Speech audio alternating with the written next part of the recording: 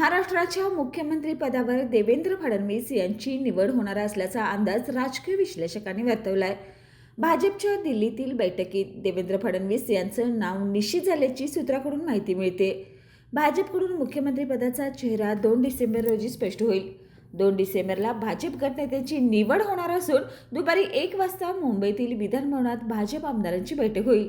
या बैठकीला भाजपचे सर्व आमदार उपस्थित राहणार आहेत. महायुतीतील इतर पक्षांच्या गटनेत्यांची निवड झाल्यानंतर आता भाजपच्या गटनेत्यावर सर्वांचंच लक्ष केंद्रित झालं आहे.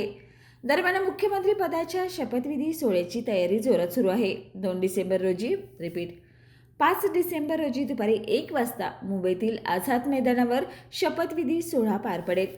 या सोहळ्याला पंतप्रधान नरेंद्र मोदी, गृहमंत्री अमित शहा, अनेक राज्याचे मुख्यमंत्री आणि भाजपचे प्रमुख नेते उपस्थित राहणार असल्याचं समजतंय. बाळ, फ्रीजमधून श्रीखंड काढ ना. आम्ही पूर्वी घरीच बनवायचो श्रीखंड.